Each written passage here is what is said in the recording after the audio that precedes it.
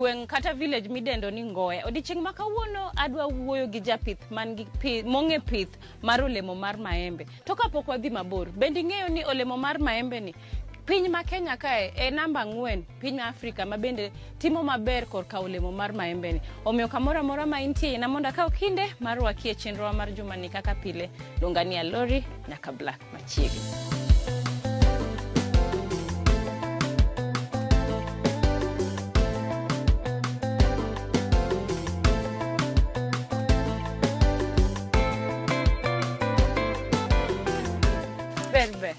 Ber ahinya, maber kabisa. Angima kabisa. Okay, nyasa uriti. Kabisa, urita maber. Sawa, karibu.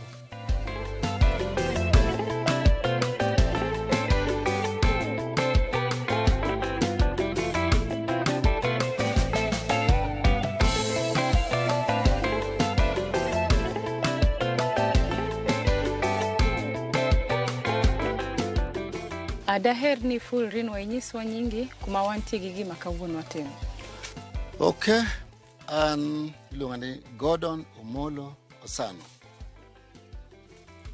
Kae ndi en Ngoya village, county en Homa Bay, sub county en Rachonyo North, Ajapur.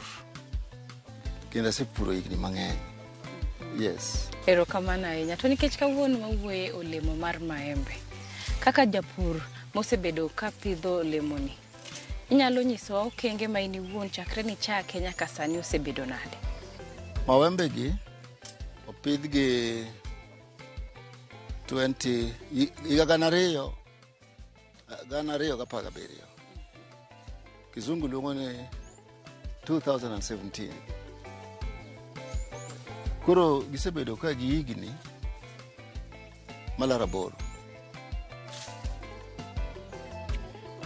Maembe nyaka chak pidhe, gimodwaro kabisa mane watimo ka yo matek, jioro ka wacho gik mayot to matek nyaka wachi. En kunyo ne bur malong'o. Dala ne migero ne modake. Nyaka wachak pidhe wasepone kochakore higani mar 3 nyaka kawuono ike mar 8. Wasepone kuom higni 5. E higni go te gima maembe osedwaro kuomwa kabisa en rit mar doyo makoro watimone. Loso ne aluora, gero ne dala ne, miye lo moromo marito roots ge. Kech ng'enyne roots mag maembe kaka bende ng'eny yiende mamoko oyudore gi malo mar foot 3. Emomiyo ka waketo kit doyo e laminano ni. Koro maembe tiendege ok dhi piny ahinya, en ga gi malo. Koro wagero ne dala tiendege, wagero ne tiendege go pacho, kelo lo malo mondo umgi, mondo ka gidongo, ng'eni maembe ka dongo to bedege gi kaka biro, kaka yiende mamoko bende, to tiende bi biro. Koro tiende ka ioro mondo many ni chiemo, to koyudo kaka ino koro lum ni kane. Mana achiel kuom gigo manyaka japith mar maembe ng'e, ni kiweyo buya ogo dala kama tiendege bende ogo e pacho, gilaro pi to gilaro chiemo. Sama gilaro pi, gilaro chiemo, olemo dongo to ogik kodhi e chiro kothin. Koro pesa monego yudi ok idhi yudo. Ariyo ne mano, lo wakunyo mondo bed matut kaka koro neno watime sani, mondo bed mayom, mondo fuongre kendo fuotre nang'o, mondo pi odonj e kind lopegi machop ne tiendege mapiyo kendo e yo mayot. To gin bende gigam chiemo kowuok kuom lobno e yo mayot. Ka ok gichandre ni kiwelo ka tek, to tiendege machala serni moor kadhi manyo chiemo nigi pek, nikech giromo gi gode gi thuche matamogi kawo chiemo ka mondo gidoggo. Netie yien maduong' kato giring magichope it kamigere chiemo ma joma riek luongo ni photosynthesis mondo ang fruit ni miluongo no lemoni odongi mabed maduong'. Machielo mopogore gi mano, pi ndalo ma chieng' rieny ne ng'ata mopidho mawembe ni king'ole mirege pasent ne 75 en pi. Mawembe ok nyal bedo mamit koonge pi, odhi bedo makech. Mondo bed mayom kendo mamit kendo maduong', pi nyaki balance, nyaki ket pi moromore mamiyo sizes gi ni kech mawembe dongo kamarom between 700 to 800 grams. To kamano 75% mare en pi. To mawembe achiel kama e age magigikeni golo mawembe 600. Kori go kwano gi wi kaka japur mariek ma pat wiye ok ni nono ni to ka gin 600 to moro en grams 700 nyaka 800, grams 700 nyaka 800, to 75% en pi. Kare kanyakla teko riw pi madodwar e iye ka gin cubic meters kata gallons kata liters maromo nade. Osechuno wan gi yaw mwagero kopogore gi pi mar piny mar aora mo abiro nyisou kaka watimo sani, kaka waolo pigno. Wadhi nyisou waolo pi madonjo i lo mokunyne malobni chal kaka water bank, ochalo rakeno rakan mating'o pigni e kope ne yien mondo yude samodware mondo tim kode yore gi duto e loso chiemo gi gero lemo. Koro maga achiel kuom the managerial practices ma in iwuon itimo kar ka. Kendo mano lich ma ka ok itimo to kabe to purno iwene ng'ama chielo. Nikech nweng'o midwa yudo cha ok idhi yudo kata idhi wacho niya joma wacho ni pur nigi nweng'o riambo. Tibiro penjori to pinje mamoko kata nyaka USA kuma nolose Tennessee Valley Authority. Gito kare giloso chiemo magius magilos personal magikony go pinje mamoko. Koro wan be nyaka wati e standard ni mondo wayud maromowa ma nyathi dhi skul.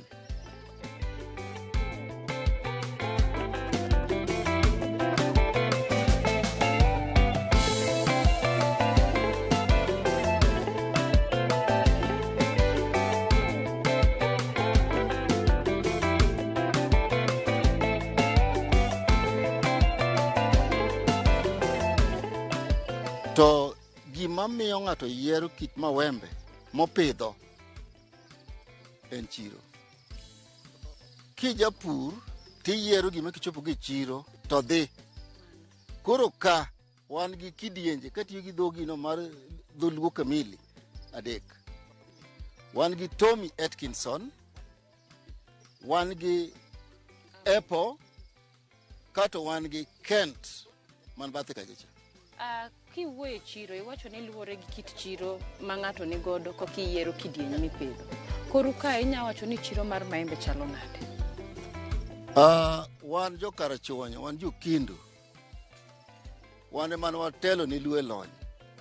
Kae mane wasungu kungo bire gi Kisumo. Kuonde ariyo ge manotelo gi Nyabondo malo. Kaka Nyakablak wan kodi liga chiel kuom jok manotelo ne piny luwe lony. Kisumo tingo nyaka Maseno. Koro jawagi nobedo wasungu chon, gik mabeyo maler mamit ging'eyo. Koro kidienje gi kaluwore gi chiro thurwa Kindu ka kende nyalo chamo maembe gi te matieki. Ok ne nyalo to chamo matiek te. En gima ok goe mbaka, en gima timore higa ka higa. Kaka sani wachiko Desemba, idhi cham gi Kindu ka te magirumo. Kata wapono mno crates 20 tok duogi. Erokamano. Flowering kata golo mafua bedo kinde marom nade e maembe? Bas, kik ng'ato wuondi. Gimomiyo mawembe kata olemo kaka machunga olo dirie higa oluwore gi pattern mar pi. Short gi long season. Dwe mar 4 ibiro neno ka maembe olo. Dwe mar 7, 8 kata 9 kata 10 luwore gi sama short season reno bire. Idhi yudo ka maembe timo ang'o? Olo. Kaka ma koro olo a short season of rain, ndalo ma koth chwe matin ma ok obubni kaka dwe mar 4. mano maembe olo diriyo. To mano ok adieri. Mawembe kaka olemo moro amora kaka dong' ipidh nyanya kata watermelon to tieko ndalo 90 tigole, chak ipidho kendo igole kitimo irrigation. Mawembe gi machunga all throughout the year. Gimitimo en simple. Bi miye pi seche duto modware. Bi doye seche duto modware. Bi gone lo kama seche duto modware. Bi miye yath seche duto modware. Kechin kakiberni kituo to nyaka ng'ato kidhero kendo rach zaidi. Koro maembe biro dhero kendo rach zaidi ma oting' kata maembe adek nikech gik makwanogo koso. Ang'o monego bed ni kabiro iri ka penji to onego adhi achak godo? Okay. Mondo mawembe otimni maber, watieko wach mar kaka ipidhe, kaka buro onego bed matut, onego bed malach, kaka inyalo ikne lowo, kaka nyaka imany farmyard manure, kaka nyaka imany organic manure of all kinds. Ineno vegetation ma wan gogi. Bed ng'ama rito alworane maber, man gi yiende mopogore opogore. Kech yiendegi gichalo extractors, gichalo excavators makunyo minerals e lowo. To tere itgi kumigere chiemo cha. Itno kolwaro ting'o chiemo ma very rich. Chokgi kaka dhi puonjou malo kuch idheno kaka wachokogi. Momiyo lopegi nen maram to tindo rateng' kama. Los lowo kitiyo gi organic material mowuok e vegetation manie puothi. Ji ohero wacho weche mag fertilizer. Fertilizers mang'eny kelo acidity. Kelo CN e mwago e tie mawembe. Kiny mawembe kech nyowuoyo. Kech acidity samoro idho modhi malo. Koro nyaka itim research miyudi ni lowo pi owuon en gang'o to onge gang'o, mondo kik iket excesses or deficiencies. Koro mondo ifide ma enough, chuno ni nyaka iter soil e testing. Mano number 1. Mano to tinde luwe ni common sense. Nyaka idhi pim lowo mondo ing'e ni to en gi potassium, en gi nitrogen maromo nade, to calcium to, you see, magnesium, you see those kind of, to water, copper, all those minerals mane Nyasaye ochweyo onge gima yombogi. Gine mikwongi confirm kabisa ni be gin available. Ka gisebedo available, to ere ma ok available. Ma ok available cha kel, ka gisebedo complete, kati manage, i-balance water, i-balance pH. Isetieko pith mawembe e chako. Koro gimodong' ni bi maintain gik mane chako gogo kaka sepime chien kacha. Erokamano. Owach ni yien achiel ma maembe, owach ni Kent man mbele nani, onyalo nyago olemo maromo nade yien achiel? Bas, ok nonyalo. Wadhi e definite speeches. Onyago marom nade. Onyago marom nade. Kisetimo gik monego bed ne timo. Kik wawach gigo mandhem. Obed Kent, obed Tommy, kech wan kod adek an gi results gite. Obed Apple. Ka giserome igni makoro maga gi nitie, matin mogik monego maembe nomiyi ma ka ok omiyi fail en 600. Olemo to onego wuok from 600 to 1200. Ka onge calamity moro amora mowuok ni pe ogoye, ka ok ifele go yath marite mamiyo ok olwar, ka ok igeng'o kute manyalo miyo olwar, mano 600 iyude mawembe, bed mawembe mora mora. Penj kata ng'ama piny mane mipidhe mawembe, kata mana Colombia gini mowachogo, kata Brazil, kata India, kata Singapore, they will tell you. Yeah. Wayudo mathindo nikech watugo, wan wapidho mawembe to ok wagrow mawembe. We don't grow it, we plant it. Marani is grown. Inyalo neno gi wang'i. Yeah. Janeno marwa, atieko kidieny mokwongo. Kaka wuono ne adwa na parni ni antie Homa Bay, kamoro ni North Rachuonyo. Ngoya village. Yeah, ikinde ni adwa na kauda kama chok adhi e yueyo aito bang'e waduogo. Kik idhi mabor.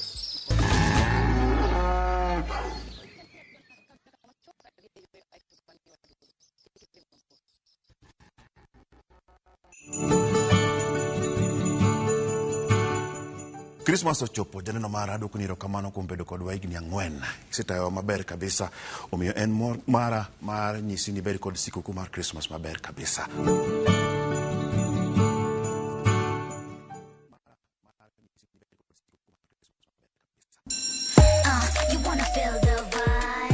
Ngeso ka ngeso wakelo ni gik mamit makelo mor.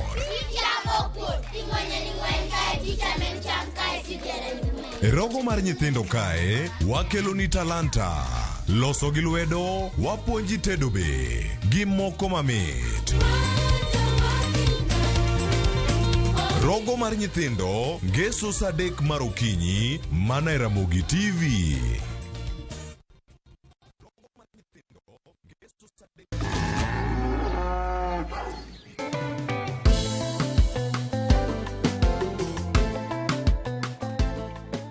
Here a lot of mangoes here. Oh, like this one.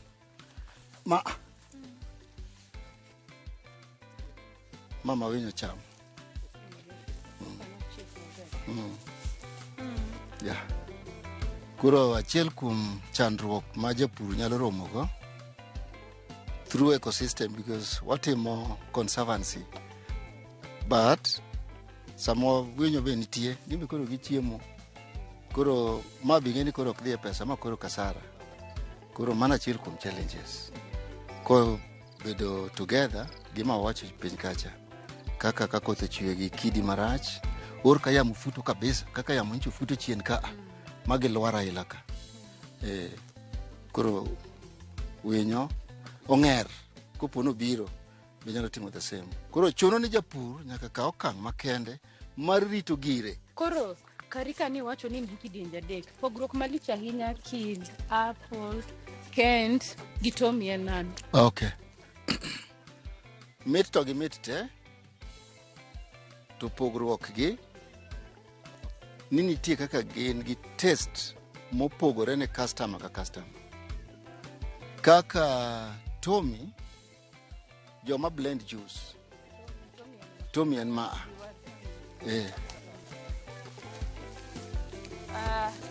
Ma. Ma Tommy. En bathe konchiel koa piny to apple to gi bathe konchiel green. Kanyo mopogore go bende gi apple. Apple en apple in terms of color, the whole body. Yes. Yakwara mogeja wadhi atang ni kaka apple chango.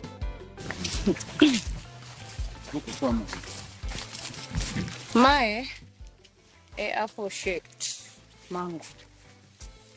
Chalo kama. Yeah. Ochal gi apple owuon kaka iluonge ni apple no, fruit ma apple mano pimego. To mit ne bende omit mana kaka apple. Koro magi rom nade gisebedo ka kinde marom nade? Ma kore kane gidwe achiel, gidong gidwe chariyo. Ko dongo mogik to dhi bedo maduong'.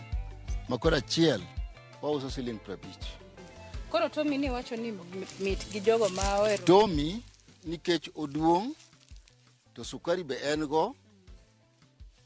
Koro joma blend juice ohere nikech ogolo juice mang'eny. Sukari ni malo. Of course apple binyalo tiyogo to mae nigi pi mang'eny moinge. Ma is more succulent and yummy. Yeah, more succulent and yummy. Yeah.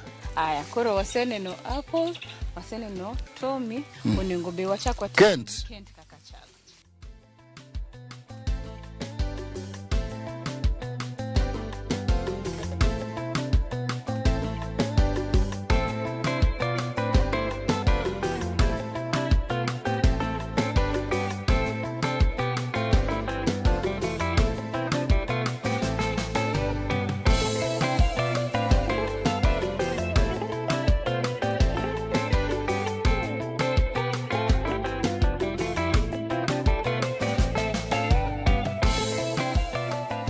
Kuro Kent shape mare dwa chalo tong gweno.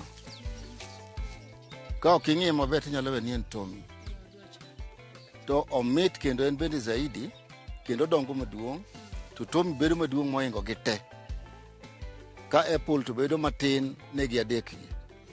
Gima koro Tommy rather Kent logo ariyo gi te and Maembe mamoko resistance. En kata king'iye puodho kae ndigi pe manchogowa en okolwar. Kute bende ohingo. Kute ok chande kaka chando Tommy. Tommy luoro tuo be mologi te. en kata apple resistant to tuoche moinge. To kent to logi te resistance mar tuoche gi challenges nyaka drought. Nikech iseche konge konwa wach midhiero kata challenges. Gin mage kendo ma in kaka japur kinde misebedo kipidho maembe gi isekale. Tang'o mitemo timo mondo gidog chien. Maembe ka onge pi ketri oko gimidhi yudo onge. Nikech asewacho ni en pi by 75%. Maembe ka ok irito gi yath, ok ni kosechako flower ndalo duto te, nikech nyaki geng' ma lwang'ni miluongo ni melon fly kik donji. Kodonjo to kata chiek maduong' marom gi drum, to kidhi ng'ole to ka iyo dhiek. You have lost it and you have lost time. Koro ng'eny jopur lal e nembni ariyogo. Namba mar adek, rito flower e wiye ka mondo kik lwar is another science. Nyaki tem matek migo yath on time kendo quantity ma recommended. Kata kitimo organic, kata timo chemical, that is now your choice. Mano koro wawene jok matimo the other things. Make sure ni kandalo ma koth chwe every week. Ka koth ok chwe, for God's sake, every 10 days. Kik idhi 2 weeks. Mano mawembo go ipiny. Flowers dhi lwar kanyo ma widhi, kata gisebedo fruits maromo gi ma kaka mano. Gilwar magirum ma yadhi dong' nono. Gima biro geng'o mano en yath. Nitie anthracnose to gi fungal diseases. Oinge mawembe molo gimoro amora. Gi melon fly, gito tam gi kik gimul mawembe ni. Kati lam Nyasaye koth mar pe kik chwe. Mano boingo mawembe nikech oketo kidonda or obiro lwaro flowers ka en ndalo flowering. Mawembe en olemo machiemo mapek kogolo resources ge elo. Odwaro space malach moriembe roots ge kadhi kaw chiemo kaduogo back mondo feed go the leaves, mondo gero chiemo gi rego chiemo timre gimiluongo ni photosynthesis. Gino dwaro compound mare maduong' malach ma roots ge konka. Odwaro gimiluongo ni colony. Nyako dominate a larger area motime thodho gik miluongo ni minerals gi water ma oko lare mapiyo gi machielo mondo dhi oger chiemo moromo mochiwo lemo mang'eny madongo. So nyaki chiw space. Jomoko pidho mawembe ne an gi maembe 1,000. Ipenje niya, to in gi acres adi mipidho maembe 1,000? Ka spacing kuom maembe nyaka maembe machielo to nego bed 9 meters ka 10 to 7. Kopo ne in gi 1 acre. To kare ka en 70 by 70 miwacho ordinarily ka ok wadhi mar book. Tieni mawembe line achielo nego bed 10. To nego bed 7 kendo koni 7 49. To 1 acre idhi pidhe maembe 300. Gigi dhi dongo kaka eucalyptus ka gichiko polo. From where would you get your income? So spacing yiene maembe mondo yarre ogol kope gi thuoke kuonde makoro ko orie bedegi to oyudo enough kowuok e roots ka correspond gi the branches ko chamo mondo nyuol olemo mang'eny. To koringo kochiko polo ka yien to income midhi yudo kuome bedok matin nikech olup. Emomiyo oketo space mondo yud bende sunlight from the omnidirection koa kumo tuche nyaka kumo dhi podhe. Ka ok oyudo sunlight to gero chiemo miluongo ni photosynthesis ok dhi timore. Photosynthesis ok dhi timore. Koro mi idhi timo gimoro michalo ng'ama kore kochako dak manyien ma iwacho ni puro tipuro pur mok dhi konyi nikech ok idhi yudo income midwaro cha.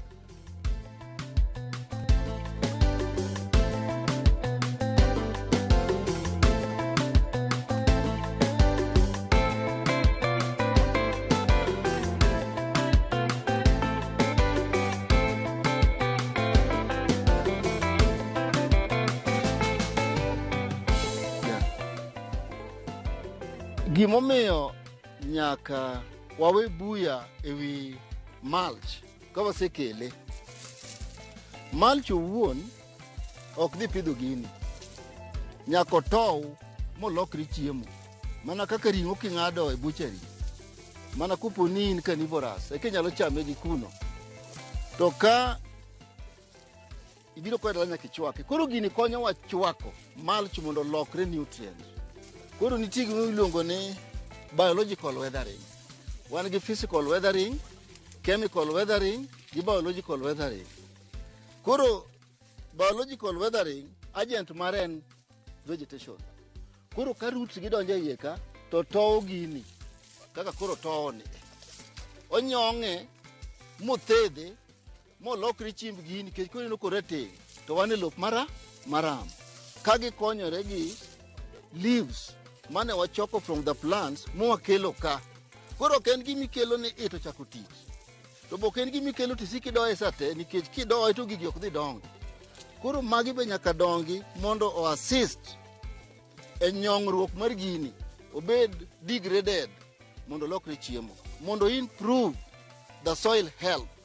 Koro kwa kunyo tineno ka lowo koro tomore, kato kendo yom fuotore oyom. En gimoro ma kata ka koth ochwe to moisture bo retain. Mana achiel kuom reasons momiyo watimo mulching. Kopogore gi mano, to miyo roots bende ringo mayom ka chopo kama chiemo nitie. Kaka wacho ni gin aserni ma Maembe maduong'ni riembo, to gidhi ginego mwanda kata ngao kata jowi. Jowi no biro yude ka, kore koting'o dokore kucho, tichame ka tinyuolo gini. Omiyo en science ma deep ma japur nyaka ng'e. Koro ok ni keto tichako doyo ni antie Maembe na ler kabisa. Oler at what point? Onego bed no ler ka koro setowe, mineno kaka koro lo mane maram chalo kama. Ong'ere maber gi common sense ni lo machwe either black or grayish, korachar to dhero.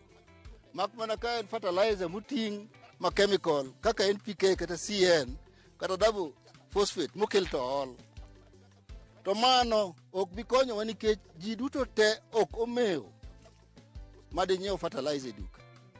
Kidwa yuda yot number 0723 903 425. Kigoni tiap amako be poka bedo gi namba machielo nyaka ni simu bi. Erokamano ahinya nyakwara Ramogi Ajwang' kuom kete chenro mar pur gi ohala. Osebedo odiochieng' majaber. Waseneno kaka ipidho maembe, waseneno kengete ma ng'ato nyaka tim korka iko lo, fertilizer mabe wawacho ni ok watigo karwa ka nikech kare kae watimo gima kisungu dendo ni organic farming.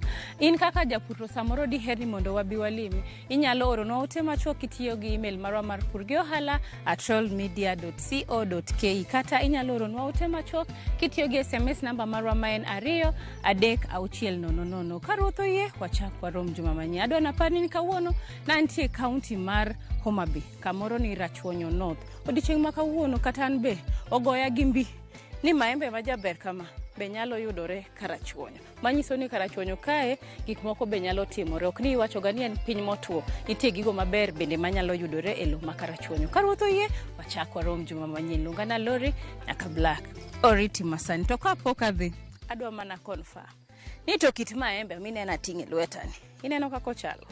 Ineno kako chalo. Luwatieko ni watiyo gi kisungu moro mani yummy and succulent.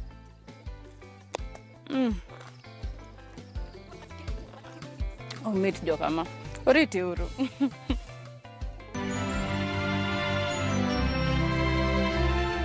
Nyasaye oseritowa kendo koro wachiko kama waloro mwaka wagike dwe mar 12 kendo dwe ma osebedo magwaga ahinya gi jowa.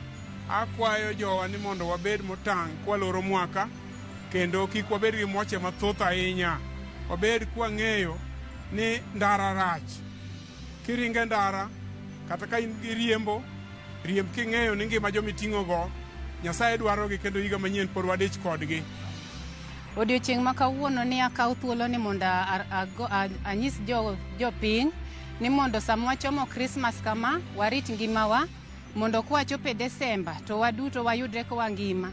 Nitie thoe mwanyalo geng'o e season mar Christmas ni kaka mag riembo marach, jo pikipiki wang'iuru kaka wariembo e ndara e sama wachomo Krismas kamaendi. Teyo makende, akwayo ni kuyie wachomo Krismas. Tang'eyo ni Krismas ji yudo thuolo mar ringo dhi koni gi koni. Ta akwayo drepe mariembo, riemburu mos mondo uchop dala maber. Nekech kuchopo dala maber kungima eka ji bedo mamor. To kuringo ng'wech moro marach, ngima unyalo rume apaya. To agombo ni mondo wacham Krismas maber, wacham gi mor, ngima uo bedie.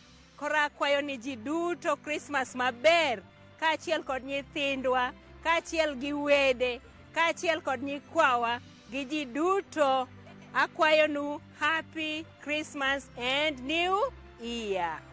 Happy Christmas ne jogo mariembe opara kata mabiro pacho kata madhi kuonde mamoko. Gitemie giriembie maber mondo ngimawa mondo wariti nekech pod wan gi wagombo gi mondo ji obed maber. Ji duto Happy Christmas and Happy New Year. Ne nyithinda duto amoso uduto te e Ramogi TV. Beruru duto warwako uduto mondo wachopie Krismas gi kwe e nying Ruoth Yesu. Amen.